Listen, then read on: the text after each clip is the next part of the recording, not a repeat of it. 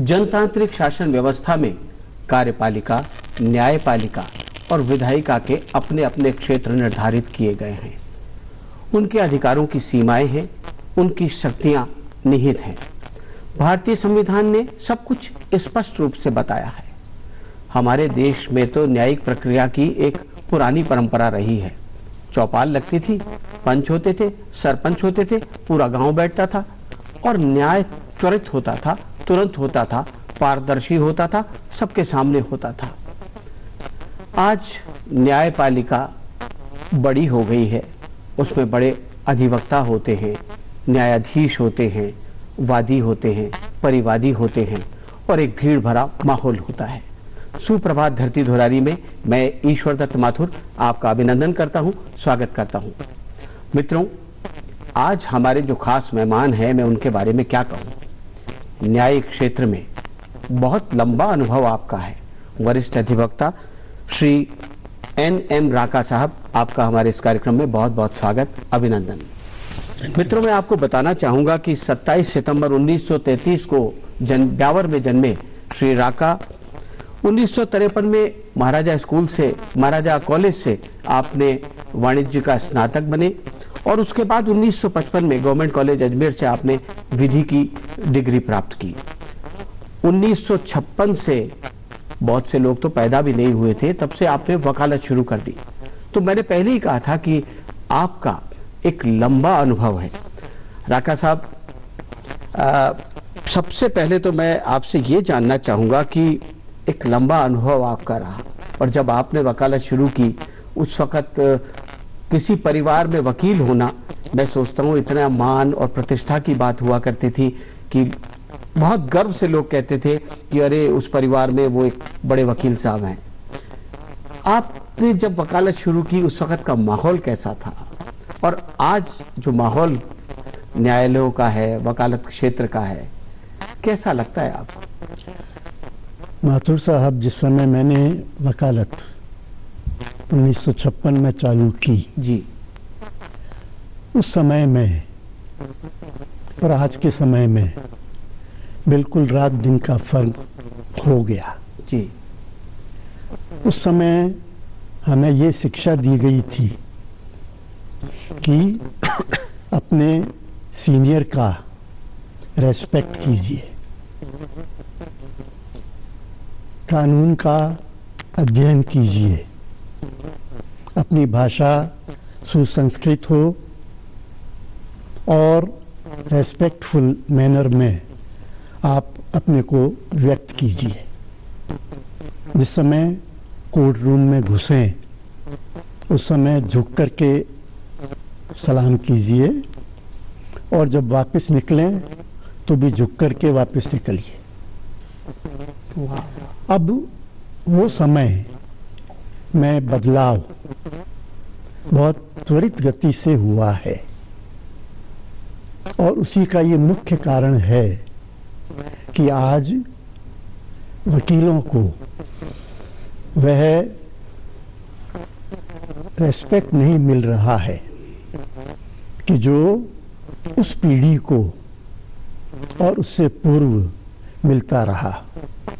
हमारा भविष्य तो बिगड़ा है, मगर यदि हम हमारे पाश्चात्य को देखें तो आज स्वतंत्रता में और स्वतंत्रता पाने में इस वर्ग का बहुत बड़ा हाथ रहा है।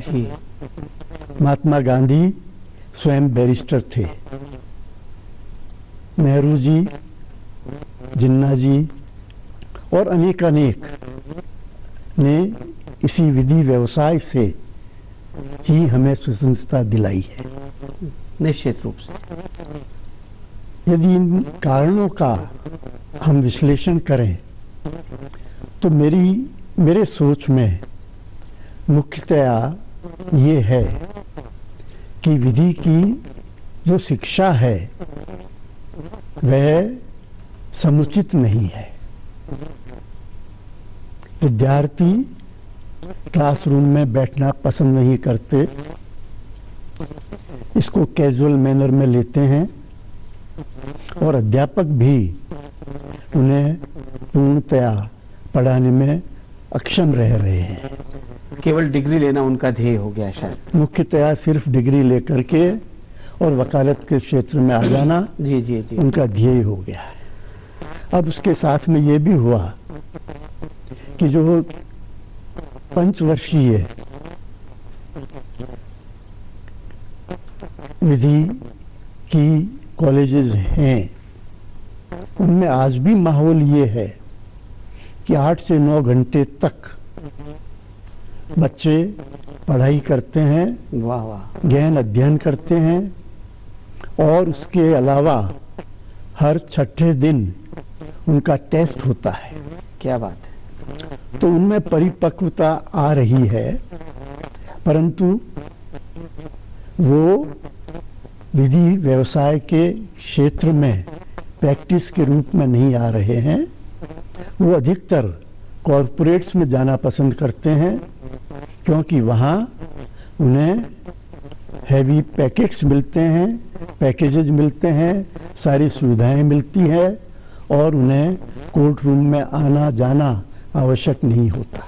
आपकी बात से ये बात तो साफ है कि जो वकालत का व्यवसाय है बहुत गरिमापूर्ण है, लेकिन उसमें सौम्यता चाहिए, शिष्टता चाहिए, सादगी चाहिए, भाषा पर पकड़ चाहिए, कानूनों का ज्ञान चाहिए और सबसे बड़ी बात है कि व्यवहार, सद्व्यवहार चाहिए। बहुत अच्छी बात आपने बताई। अनुभव सब चीज़ें सिखा देता है। राका साहब, 82 वर्ष की उम्र, इस उम्र में भी आप बहुत सक्रिय हैं, अनुभवों का आपके पास खजाना है। मैं कहता हूँ इतने अनुभव आपके पास समाहित होंगे जिससे निश्चित रूप से आने वाली पीढ़ी को तो लाभ मिलेगा ही।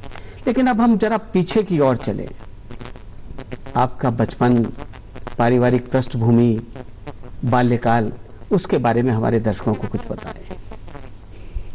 ईश्वर दत्त जी, मैं एक साधारण परंतु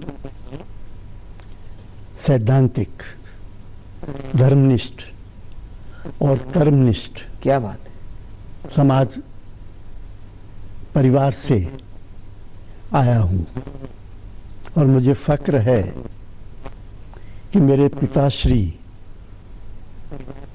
भी इसी व्यवसाय में रहे। वाह वाह वाह। और उन्होंने ख्याति प्राप्त इसकी की कि उन्होंने जो कहा वही हुआ।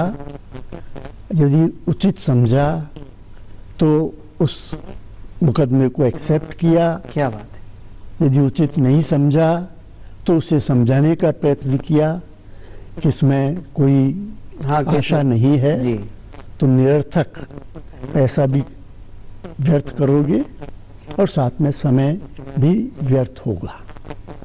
तो उस परिप्रेक्ष्य में और साथ में मैं चूंकि उनसे 12 साल की उम्र से ही जुड़ा रहा। वाह। तो जयपुर में जब मैं इंटरमीडिएट करके आया तब तक भी मुझे अनेकानेक अर्जियों का, डॉक्यूमेंट्स का एक अनुभव प्राप्त हो गया। और माफ़ करना, यहाँ आने के पश्चात भी 1951 से मैंने अपने भाई साहब के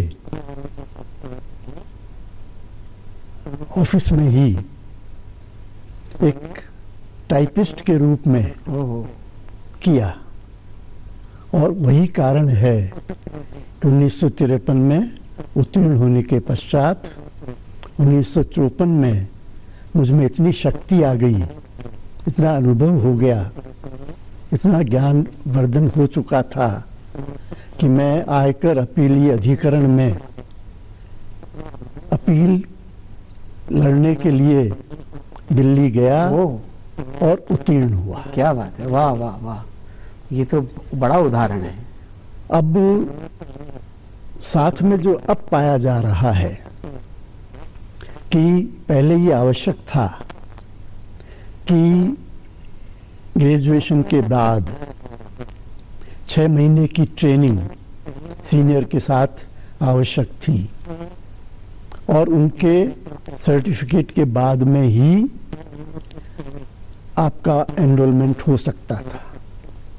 और उस समय जो एनरोलमेंट होता था वो सीधा एडवोकेट के रूप में नहीं होता था जी, प्लीडर के रूप में होता था।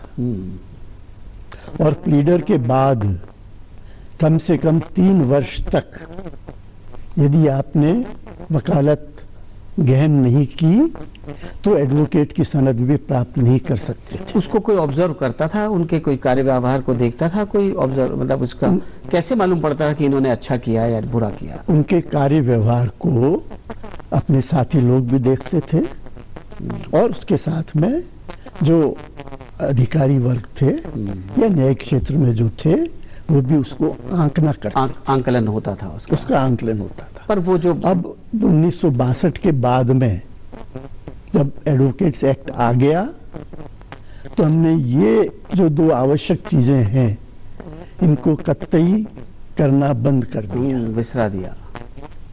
अब उससे क्या हुआ कि जो ग्रूमिंग होना चाहिए वो आजकल के विद्यार्थियों की नहीं हो पा रही है और सीधी डिग्री ली, एनरोलमेंट हुआ, काला कोट पहना और वहाँ पहुँच गए और आप एडवोकेट के रूप में ही एनरोल हो गए और आपने लबादा पहन लिया और खड़े हो गए। ये भी सोच नहीं है कि हमें क्या बोलना है, क्या किस तरह से व्यवहार करना चाहिए और अनुभव तो है, और किस तरह से अपने सीनियर का रेस्पेक्ट देना चाहिए, वो चीजें गौण होती जा रही है। जी जी, मैं बात कर रहा था आपसे, बहुत अच्छी बात आपने बताई आपके बचपन की, आपकी स्कूलिंग, स्कूल के मास्टर, साथी, खेल कूद, ब्यावर की गलियों में आपने कंचे खेले होंगे, सितोलिया खेली होगी, कबड्डी खेली होगी, वो कुछ यादें भी आप हमारे दर्शकों के साथ साझा करें। उस समय तो ये आवश्यकता थी कि स्कूल में पढ़ते हुए भी आपको स्पोर्ट्स में भाग लेना है जी, और उसके साथ में समय इतना परिवार भी देता था कि आप अपने स्वेच्छा से जो भी जिस तरह से आप सीखना चाहें, करना चाहें, वो कर सकते हैं। एक चीज़ और थी, उस समय दिमाग में ये कतई नहीं रहता था कि मुझे 98% मार्क्स लाने हैं या 97% मार्क्स लाने हैं, प्रेशर नहीं था कोई, या मुझे 90% मार्क्स लाने हैं और उसके बिना कंपटीशन इतना होगा कि मैं उसमें पीछे रह जाऊंगा। तो प्रतिस्पर्धा की जो भावना थी वह कम थी, गौण थी और मुख्यतया ये होता था कि सर्वांगीण विकास व्यक्ति के रूप में हो और जीवन इस तरह से जिए कि हमें इस संसार में आने का एक आभास रहे कि हमने आकर के एक संतोष प्राप्त किया। आपके बचपन के कोई साथी, उनके साथ की कोई यादें, ऐसी कोई चीजें आप रिकॉल करें? मेरे बचपन के साथी रहे हैं और जैसे नाम के लिए ज्ञानचंद जी मेहता रहे जी, मेरे और अन्य दोस्त उस समय बचपन में भी रहे और उनके साथ अच्छा समय हम लोग गुजारते थे। अच्छा, ब्यावर में आपने पढ़ाई की, फिर आप हाई स्कूल के लिए जयपुर आ गए? नहीं, इंटरमीडिएट के लिए ब्यावर किया जी, वहाँ उस समय ब्यावर में इंटरमीडिएट तक की ही क्लासेस थी, उसके बाद की पढ़ाई नहीं। फिर जयपुर आपका, फिर मैं जयपुर आ गया और वहाँ ये महाराजास कॉलेज में, महाराजास कॉलेज से मैंने वाणिज्य में। उस वक्त कैसा माहौल था कॉलेज का? वो एक बड़ा तरुणाई का वक्त था, तो कैसा लगता था? कॉलेज में भी ऐसा था कि डिसिप्लिन था और हम लोग अपने प्रोफेसर से बड़े डरे डरे रहते थे, उनका रेस्पेक्ट करते थे और जो कुछ भी वो कहते उसको शांति से और ध्यान से सुनते थे और उसके बाद यदि कभी डांट भी दिया करते थे तो भी हम खुशी खुशी उसे सहन करते थे। क्या बात है राकेश साहब, आपने जैसा बताया कि पिताजी के सानिध्य में लगभग 12 साल तक आपने ये काम सीखा भी। वकालत जब शुरुआत की तो शुरुआती दौर में कोई भी नया काम करने से आपने आपको एस्टेब्लिश करने में बहुत दिक्कत होती है। आपके सामने भी कुछ चुनौतियां रही होगी, कई समस्याएं आई होगी। क्या लगता है आपको वो जद्दोजहद के दिन जब याद आते हैं तो लगता है कि उन्होंने आपको संबल दिया, आज इस स्थिति में लाकर खड़ा किया? कुछ अनुभव।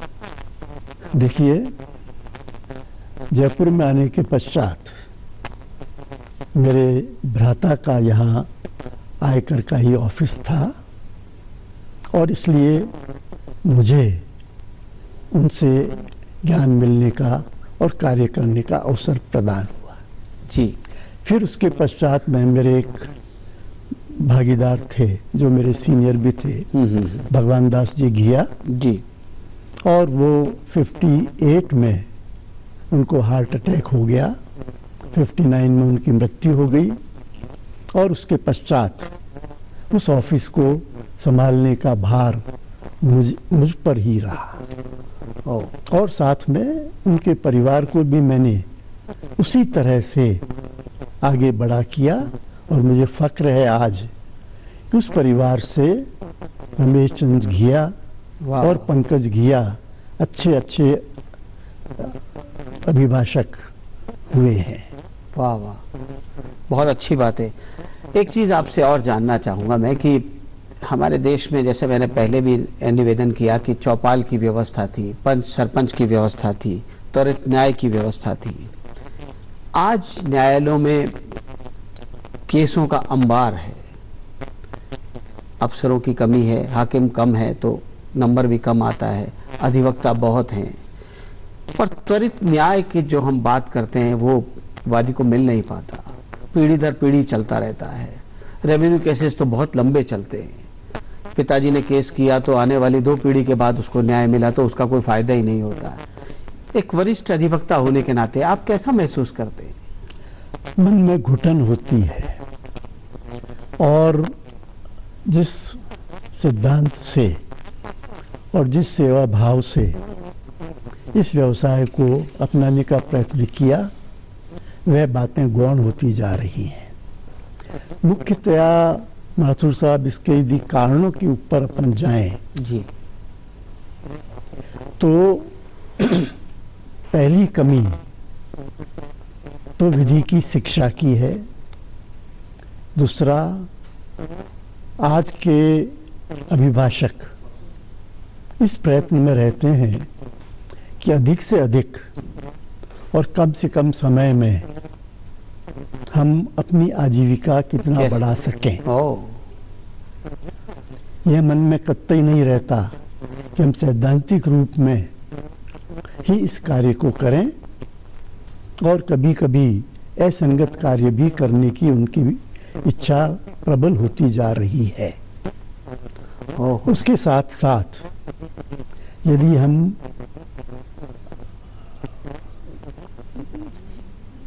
जिन क्लाइंट्स का भी देखें तो देखिए, जब समाज में जब कुरीतियाँ पैदा हो गई और समाज में सैद्धांतिक शब्द जैसा कोई शब्द रहा ही नहीं, अनैतिकता बढ़ गई, तो उसके साथ साथ यह भी हुआ कि हर व्यक्ति यदि उचित नहीं है, आवश्यक नहीं है, तो भी ये प्रयत्न करता है कि मैं एक मुकदमा कर दूं, उससे समय बढ़ जाएगा और उसका मैं फायदा उठा लूंगा। क्या बात है, क्या बात। और ऐसा ही होता रहा है, क्योंकि जो माफ करना वकील समुदाय भी इसमें साथ में एक साक्षी है और सहयोगी है।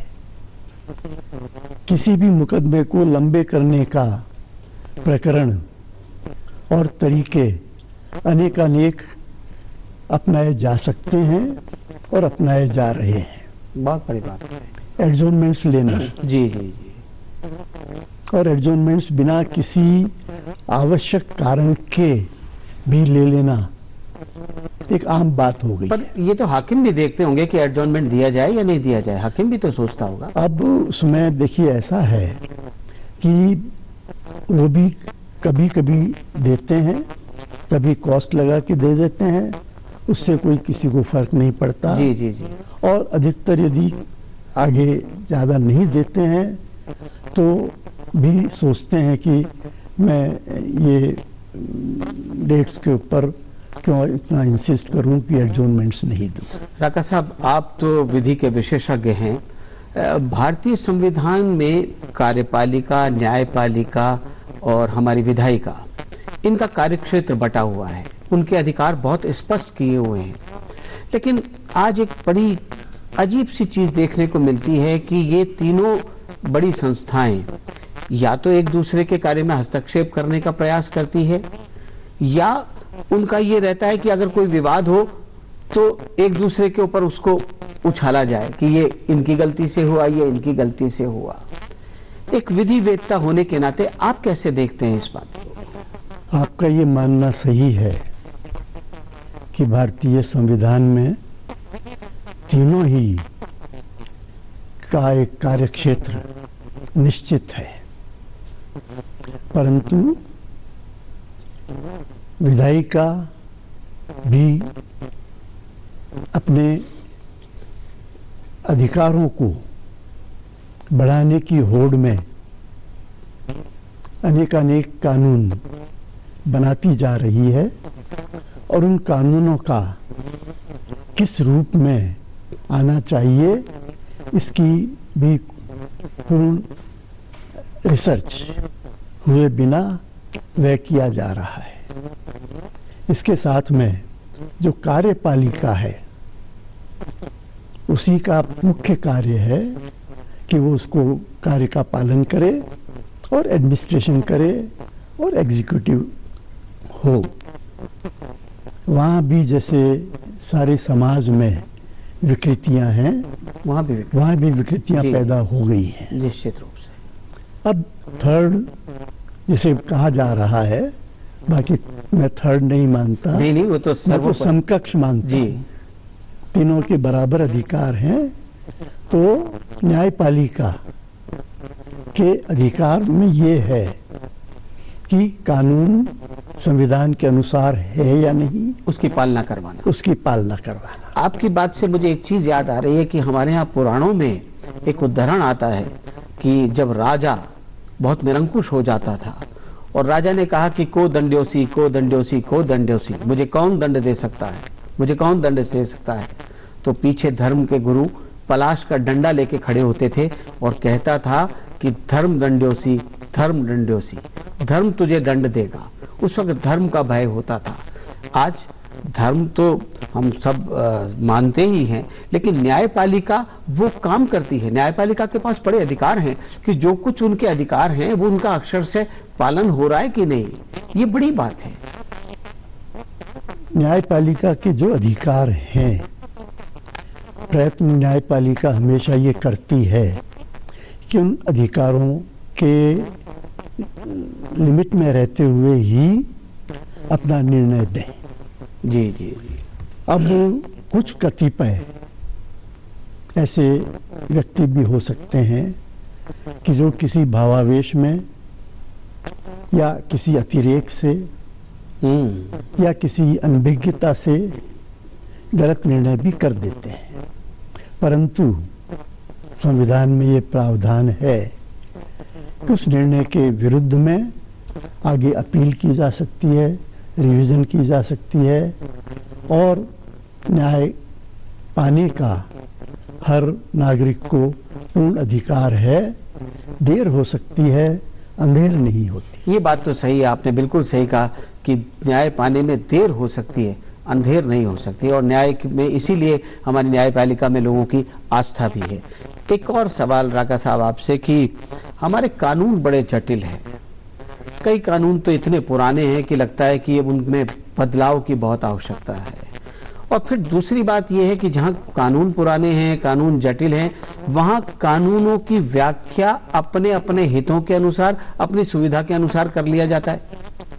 एक अधिवक्ता होने के नाते आप क्या सोचते हैं? क्योंकि जब कानून जटिल है, उसकी व्याख्याएं अपने सुविधा के अनुसार होती हैं, तो फिर आम आदमी को न्याय कैसे मिलेगा? आप क्या सोचते हैं? देखिए, कानून तो हमेशा जटिल रहा है, क्लिष्ट रहा है, और उसे बहुत सहज बनाना संभव भी नहीं है। और देखिए, कानून बनाने में जो भूमिका है कुछ व्यक्तियों की होती है, अब उसका इंटरप्रिटेशन अनेक हो सकते हैं, व्यक्ति करते हैं, वकील करते हैं। तो इसलिए जहाँ अस्पष्टता है वहाँ कमी आना निश्चित रूप में रहेगा ही। अब यदि हम ये कहें तो पुराने कानून जो हैं, आज भी देखिए, Indian evidence act, criminal procedure code, civil procedure code, partnership act, जो पुराने थे वैसे के वैसे चल रहे हैं, और वो उस भावना से ही चल रहे हैं कि यदि 9 व्यक्ति छूट जाएं तो कोई बात नहीं, मगर एक निर्दोष व्यक्ति को किसी तरह से सजा नहीं होनी चाहिए। बिल्कुल सही बात है। इसलिए हर कानून में एक से अधिक प्रावधान ऐसे हैं कि जिसका लाभ उस व्यक्ति को मिलने की गुंजाइश होती है, और वही हमारा समुदाय जी भी ढूंढने का प्रयत्न करता है, और ये कोशिश करता है कि जो प्रक्रिया चल रही है उस प्रक्रिया के अनुसार ही ये रहे। राका साहब, आप टैक्स में आपकी दक्षता है, विशेषज्ञ हैं आप, कर के कार्य की। प्राय देखने में आया है कि जो बड़े लोग हैं, बड़े उद्योगपति हैं, बड़े लोग हैं, पैसे वाले हैं, वो अपनी टैक्सेस की प्रॉब्लम्स को लेकर या तो विशेषज्ञों की सेवाएं लेते हैं, सीए रखते हैं और वो अपना काम निकाल लेते हैं। लेकिन जो मध्यम वर्गीय व्यापारी है, मध्यम आदमी है, सामान्य व्यक्ति है, वो छोटे से छोटे अपराध में या तो जानबूझकर तो कोई अपराध नहीं करता, लेकिन बेचारा कभी गलती से कुछ रिटर्न भरने में कोई प्रॉब्लम कर दे तो पकड़ में आ जाता है। उन लोगों को राहत कैसे मिले, उनको गाइड कैसे हो, वो लोग, क्या सहयोग उनको मिल सकता है, उसके बारे में कुछ बताएं। उसके लिए मेरा सोच ये है कि हमें एक संस्कृति यह पैदा करनी चाहिए कि कर देना हमारा कर्तव्य है। जी, छोटा व्यापारी भी है या मध्यम वर्ग का जो व्यापारी है, उसे भी जो सामान्य जानकारी है वह रखनी चाहिए, और मन में ये भावना रखनी चाहिए कि जो कानून के प्रावधान हैं उनका पालन किया जाए। जी। होता क्या है कि वो स्वयं भी उससे अनभिज्ञ होते हैं, और अनभिज्ञ इसलिए होते हैं वो कतई कभी भी उन प्रावधानों को पढ़ने का, समझने का या सीखने का प्रयत्न नहीं करते। जहाँ तक आपने कहा कि बड़े बड़े उद्योगपति, चूंकि वो तो समर्थ हैं जी, और समर्थता के साथ साथ स्वयं भी शिक्षित हैं, और उनमें सक्षमता है कि स्वयं भी सोच सकें कि जो राय दी गई है वह सही है या गलत है, या उसका क्या आफ्टर इफेक्ट हो सकता है। जबकि एक साधारण व्यापारी को समय ही नहीं है, और ना उसमें इतनी क्षमता है जी कि वो उस चीज़ को सोच सके, और डिपेंड करता है ऐसे व्यक्तियों के ऊपर कि जो खुद सक्षम नहीं होते। क्या बात, अकाउंटेंट्स जैसे होते हैं, हाँ, वो तो भी वो ऐसे होते हैं जिन्हें कम से कम तनख्वाह में रखा जा सके, जिन्हें कोई ज्ञान अनुभव नहीं है। जी। तो उसका कारण से ये है। बहुत अच्छी बात आपने बताई है कि कर देना सबका कर्तव्य है और हमें देना ही चाहिए। राका साहब, आपसे हम बात करते रहेंगे, लेकिन हम अपने इस कार्यक्रम में एक सेगमेंट रखते हैं, पधारो हमारे देश। और राजस्थान तो आप जानते हैं बहुत रंगीला राजस्थान है, तो आज आपके सानिध्य में हम अपने दर्शकों को राजस्थान की थोड़ी सी झांकी दिखाएं। आइए हम सब देखते हैं ये झांकी। जरूर देखेंगे और देखते रहे हैं पिछले 80 सालों से।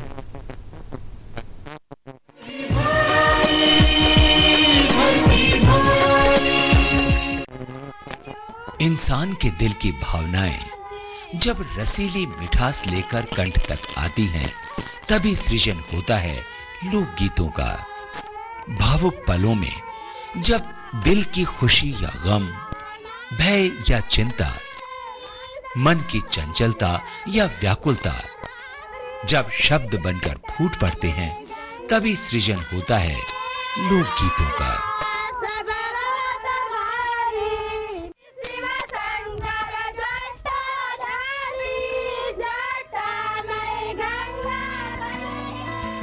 सीधा साधा ग्रामीण जीवन अभावों और कठिनाइयों से भरा, लेकिन आशा और उमंगों से भरपूर, जीवन के उत्साह से भरपूर। गांवों की जीवन शैली भले ही कितनी भी मुश्किल और मेहनत भरी हो, लेकिन न तो इसने गांव के निवासियों के संगीत प्रेम पर कोई असर डाला है और न ही इनके सौंदर्य बोध पर। और यही आकर्षण है ग्रामीण स्त्रियों की वेशभूषा और इनके आभूषणों का। कहने को अनगढ़, लेकिन सौंदर्य की दृष्टि से बेमिसाल, बिल्कुल वैसे ही जैसे इन ग्रामीणों का स्वभाव।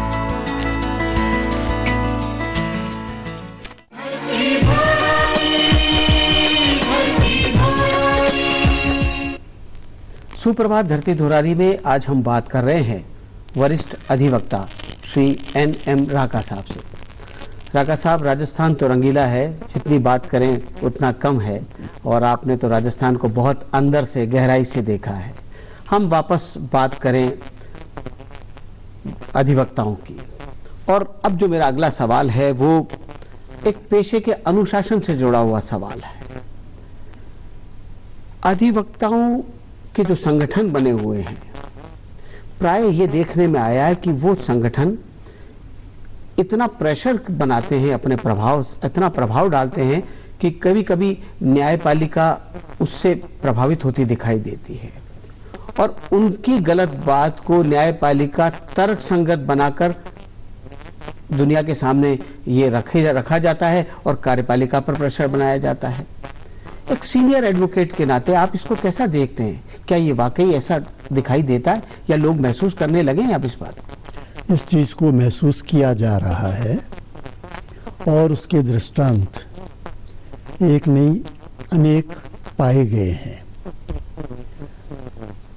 जहाँ तक संगठन का है, हमेशा जो एसोसिएशंस बनी हुई हैं वो प्रयत्न करती हैं कि हमारा वर्चस्व बना रहे, और उस वर्चस्व को बना के रखने के लिए अधिक से अधिक ऐसे व्यक्तियों का उसमें समावेश हो जाता है कि जो सही रूप में उस कार्य को नहीं करना चाहते हैं या करते हैं। जी, उसी का मुख्य कारण यही होता है कि न्यायपालिका को भी बहुत दफा कन्फ्रंटेशन उनसे जब होता है तो सोचना पड़ता है कि एक मध्यम मार्ग निकाल लिया जाए ताकि शांति बनी रहे, वरना एक अशांति का माहौल पैदा होगा और जो कार्य चल रहा है सुचारू रूप से नहीं चल भी रहा है, मगर जो चल रहा है वह भी बंद हो जाएगा। जी जी जी। इस भावना के कारण से मैं तो ये मानूंगा कि दोनों ही की तरफ से इसमें कमजोरी है। जी जी, बात बिल्कुल आपने ठीक कही।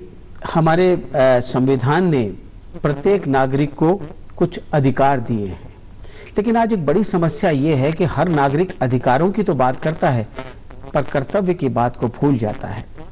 राका साहब ने एक पुस्तक लिखी है, भारतीय नागरिकों के मूलभूत कर्तव्य। बहुत जरूरी है कि हर नागरिक अपने अधिकारों के साथ साथ अपने कर्तव्यों का भी ध्यान रखे।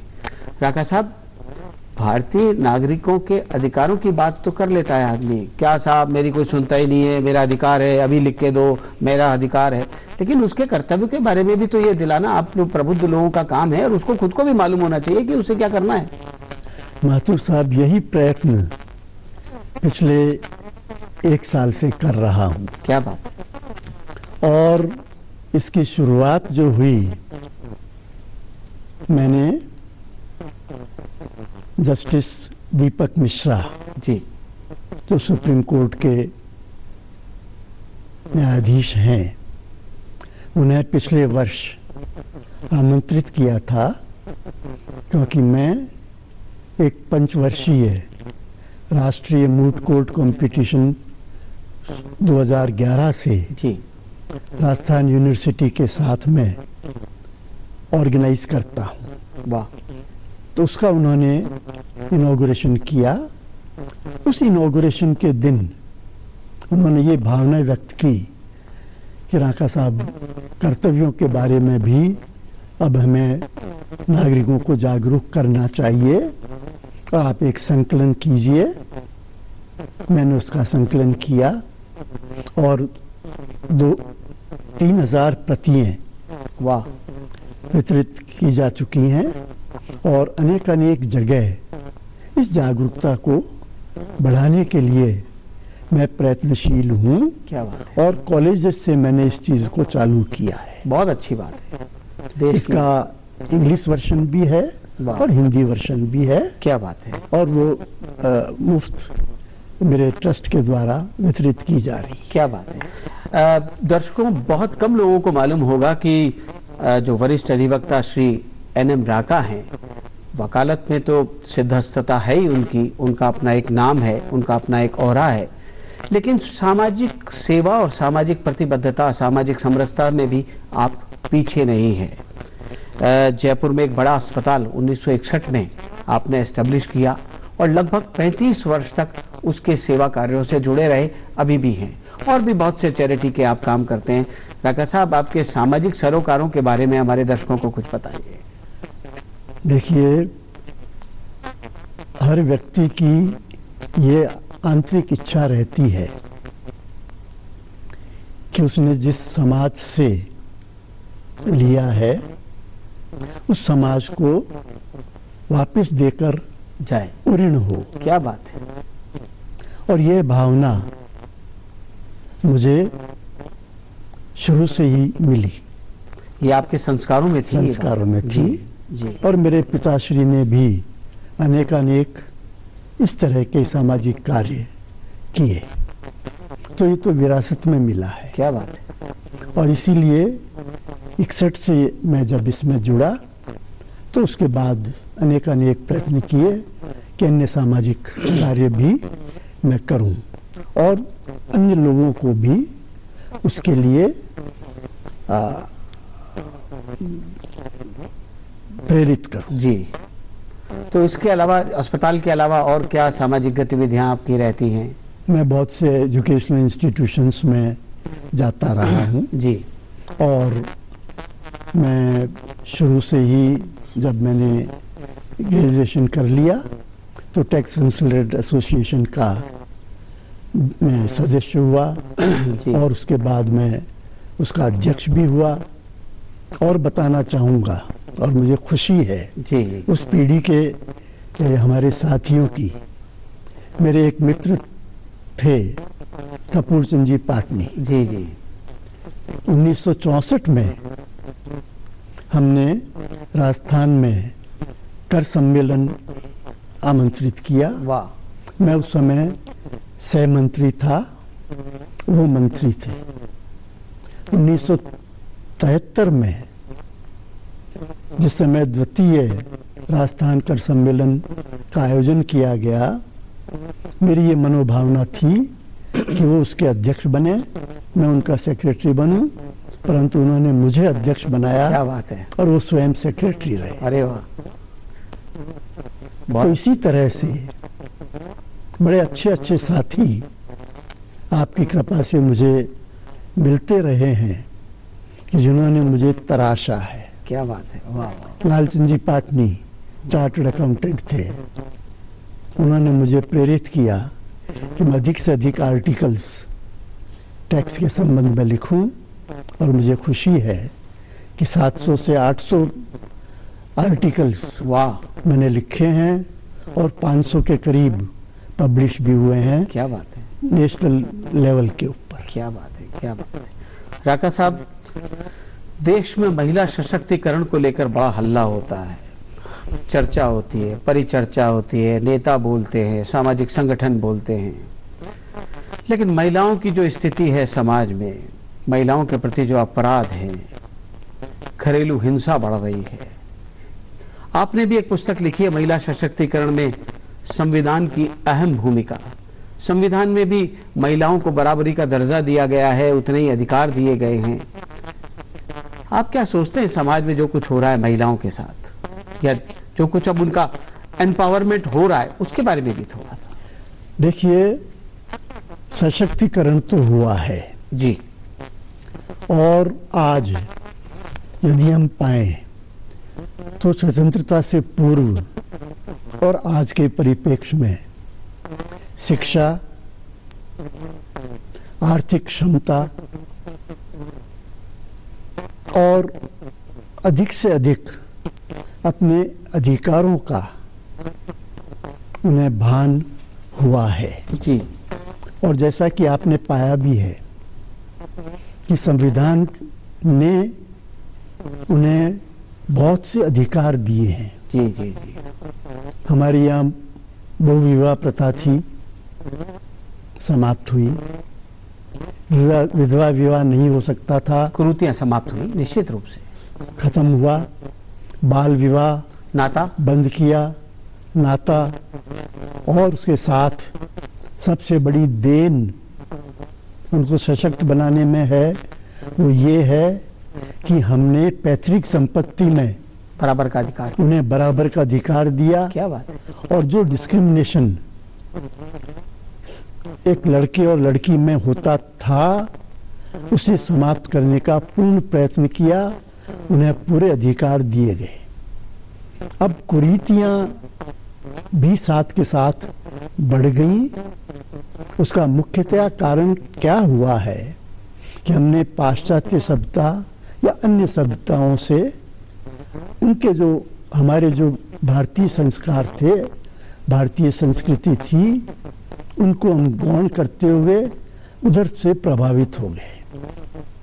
उनकी अच्छाइयों को हमने नहीं लिया, बल्कि उनकी कुरीतियों को और गलतियों को हमने अपनाना चालू कर दिया। लेकिन भारतीय संस्कारों में तो महिलाओं को लक्ष्मी, दुर्गा, सरस्वती का अवतार पहले ही माना है, और आज तो 33% का जो आरक्षण देकर जो महिला सशक्तिकरण का काम किया जा रहा है, पंचायती राज संस्थाओं में उनको बड़ी भागीदारी है। आज दफ्तरों में महिलाएं दिखाई देती है, चांद पे महिला पहुंच गई है। ये शुरुआत है, लेकिन कुछ ये मैं सोचता हूँ कि ये सब एक मानसिकता से जुड़ा हुआ प्रश्न है, जो बचा कुचा भी है वो धीरे धीरे समाप्त हो जाएगा। वो उस तरफ अग्रसर हैं जी।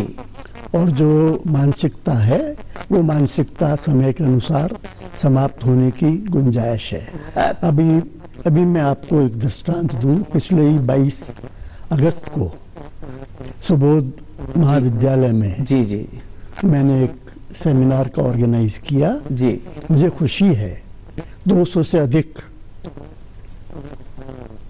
विद्यार्थी, महिला विद्यार्थी वहां थे। क्या बात है, वाह। और करीब करीब 1.5 घंटे तक उन्होंने अनेकानेक प्रश्न पूछे और मैंने उनसे यही कहा कि समय आपके साथ है, बढ़िए आप, और साथ में आप में ये सक्षमता होनी चाहिए कि स्वयं की सुरक्षा आप स्वयं कर सकें। क्या बात है। दर्शकों, मैं आपको बताना चाहता हूं कि राका साहब ने एक और पुस्तक लिखी है, law profession, my experiences and expectations. बहुत ही अच्छी है कि पुस्तक है और मैं सोचता हूं कि युवा अधिवक्ताओं को ऐसी पुस्तकों का लाभ लेना चाहिए, ऐसे गुणीजनों से कुछ बातें सीखनी चाहिए ताकि वो उनके पेशे में इजाफा कर सके। अब राका साहब मैं बात करना चाहूंगा आपकी दिनचर्या की। 82 साल के जवान की कुछ खास मूल मंत्र हमारे दर्शकों को बताइए कि आप इस उम्र में भी इतने तरोताजा, इतने चुस्त दुरुस्त कैसे नजर आते हैं? वो राज बता दीजिए आजा। माथुर साहब, मैं 82 साल का नहीं हूँ, मैं 62 साल का हूँ और 20 साल का मुझे अनुभव है। क्या बात है। और इसका मुख्य कारण जो है,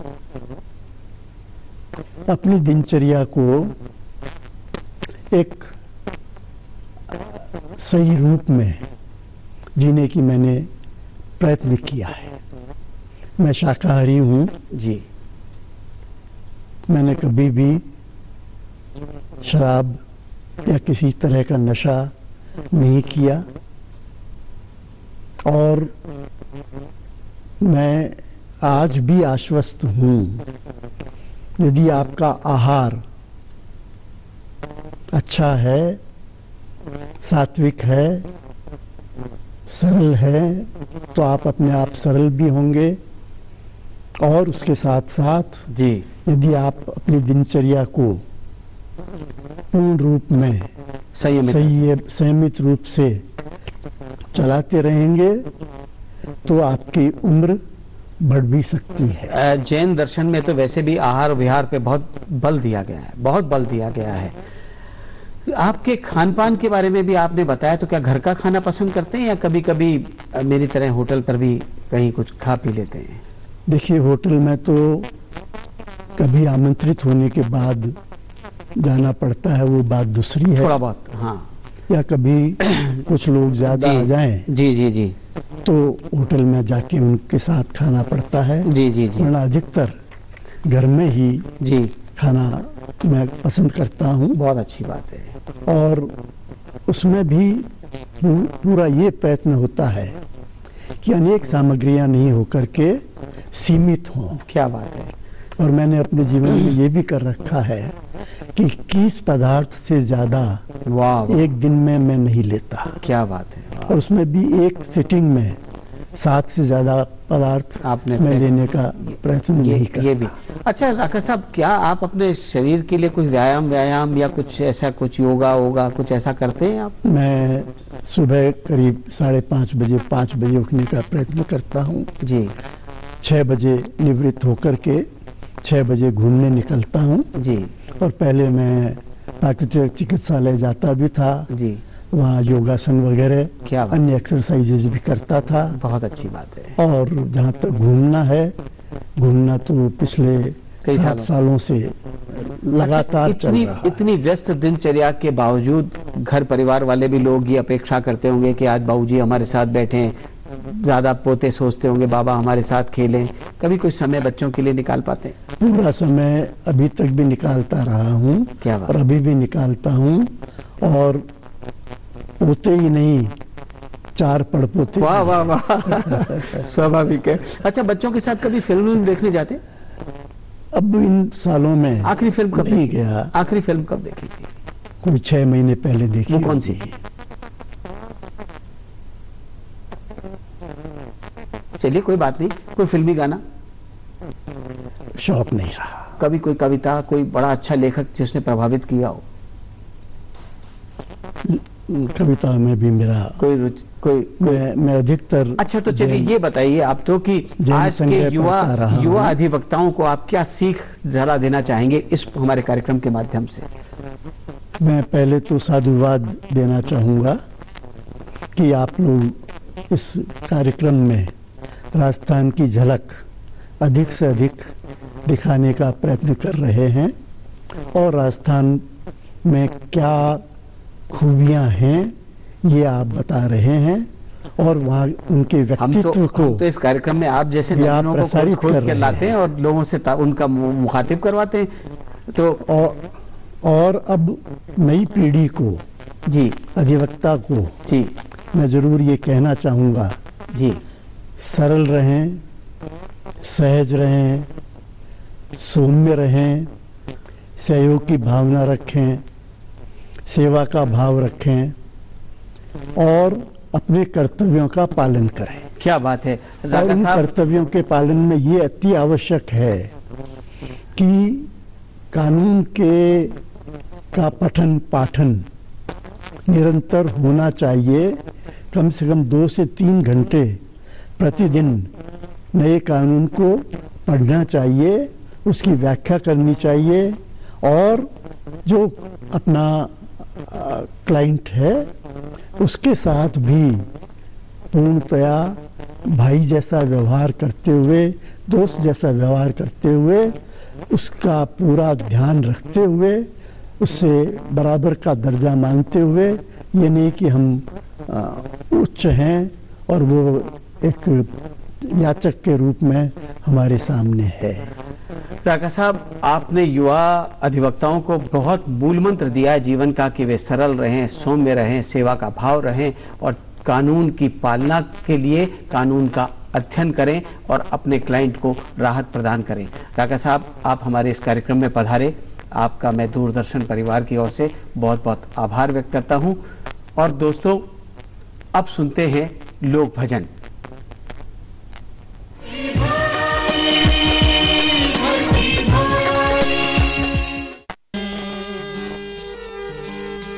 और तुम लग मेरी दो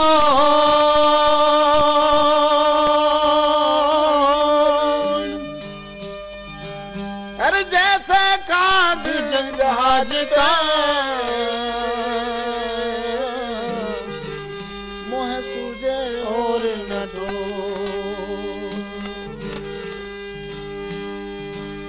सतगुरु मेरा बाणिया और बन करे व्यापार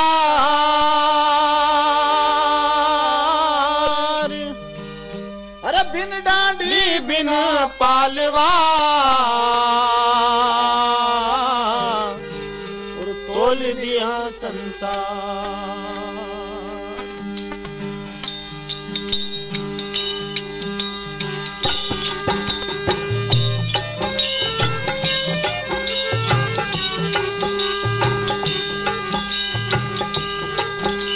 सतगुरु बनिया भेदिया रे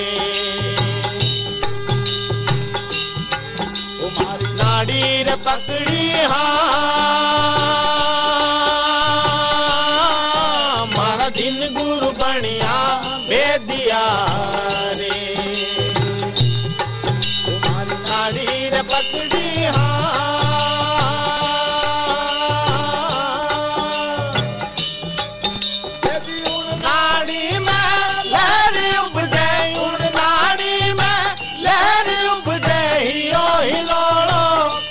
गुरु मने ज्ञान दैया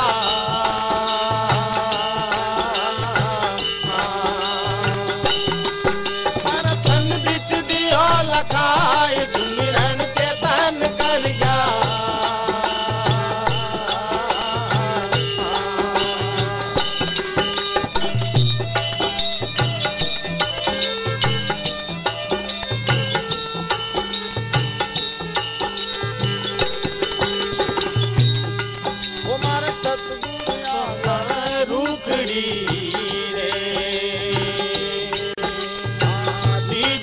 सबको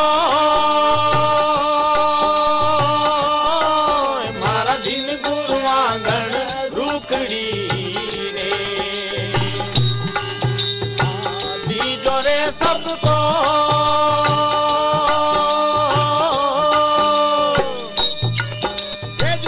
गुण ऊपर गुण करे अब गुण ऊपर गुण करे मारा सभी पाप धन जाए गुरु मने ज्ञान दैया।